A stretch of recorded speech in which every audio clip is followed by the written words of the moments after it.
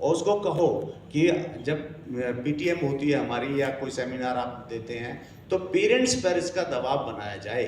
और बल्कि मैं तो यहाँ तक कहता हूँ कि अगर वो बच्चा बहुत ज़्यादा कोई भी पेरेंट्स देगा उसके मार्क्स डिडक्ट करिए, उसके मार्क्स डिडक्ट करिए। तो कहीं ना कहीं इस पे आपको विचार करने की जरूरत है। और इस पे हमारा जो पैनल है कुछ ऐसे पॉइंट्स बनाए कि जिनको हम पेरेंट्स को कॉमनली एजुकेटर क्लब का जो हमारा व्हाट्सएप ग्रुप है उसमें हम डालें कि भाई इसको हम इस तरह से इसको कर सकते हैं, तभी इस पैनल का फायदा है। अदरवाइज हम यहाँ डिस्कस करके घर चले जाएंगे तो there is no benefit. Thank you.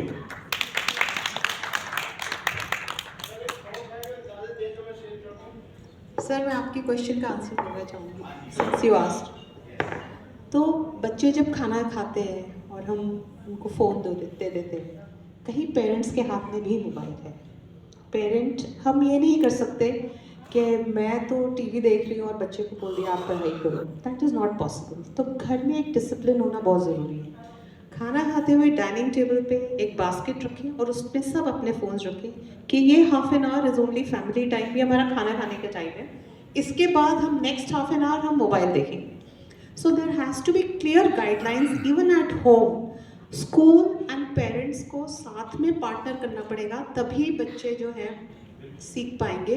नहीं तो पेरेंट्स की भी प्रॉब्लम बनी रहेगी और स्कूल्स की भी बनी रहेगी। So it has to be hand in hand, तभी हम लोग शायद कर पाएंगे। इसमें एक समस्या और है, जो दादा दादी है ना, भाई साहब के दादा हैं, वो नहीं सुनते बच्चों की बात।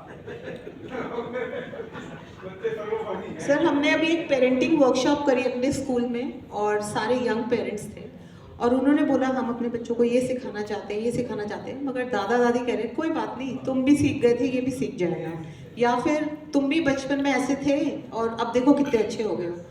सो आई थिंक पेरेंट्स और ग्रैंड पेरेंट्स को साथ में बैठ के बच्चों की एब्सेंस में डिस्कशंस करने चाहिए एंड देन एक ही तरह से, I know it's very very difficult, it is sometimes impossible, but थोड़ा सा डिस्कशन इसमें घर में फैमिलीज में होना चाहिए।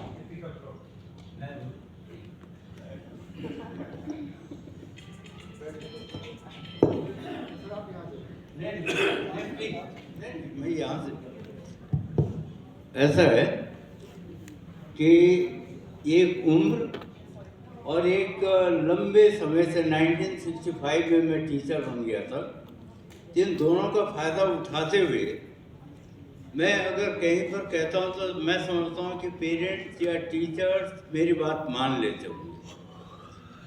एक अभी कुछ दिन पहले की बात है, इलिट पेरेंट्स, वो स्कूल भी ऐसे पेरेंट्स का है जहाँ की समृद्ध पेरेंट्स हैं, अफोर्ड कर सकते हैं।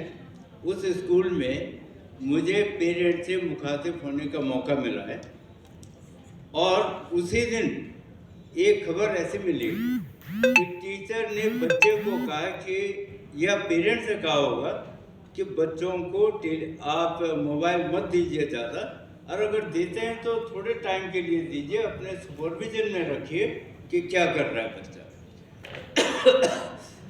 तो पेरेंट का जो जवाब था कि वो टीचर तो ऐसे टुच्चे मुच्चे घर से आई होगी जो कि अच्छा मोबाइल अपने बच्चों को नहीं दे सकती हैं, इसलिए अगर हम अपने बच्चों को अच्छा मोबाइल देते हैं तो टीचर को इससे ऑब्जेक्शन, मतलब ये एक होता। बाय चांस ये मेरे उसमें बात आई और उस स्कूल के पेरेंट्स का उनका फंक्शन था और उसमें मैं एक गेस्ट की तरह से गया हुआ था। हमने उनसे कहा कि यू आर वेरी फॉर्चुनेट कि your children are studying in such a good school और आप अफोर्ड कर सकते हैं उस एजुकेशन को, लेकिन कुछ चीज़ें ऐसी हैं जो आप नहीं जानते हैं।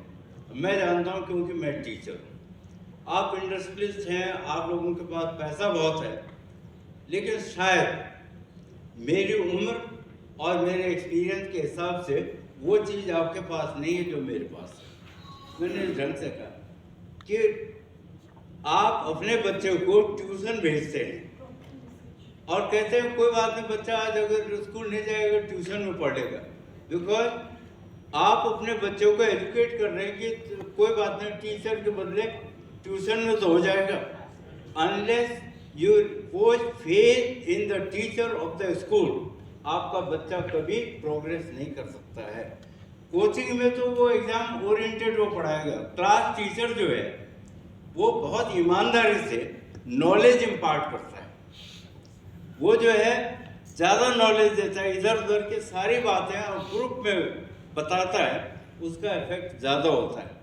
तो मेरी आपसे रिक्वेस्ट है कि आप अपने बच्चों को गलत राय मत दीजिए। आप ये बोलिए कि आपका टीचर जो कहता है वो ना तो किसी डिक्शनरी में मिलेगा, ना गूगल में मिलेगा, ना कहीं किसी और सोर्स से मिलेगा। इसलिए have faith in your teacher.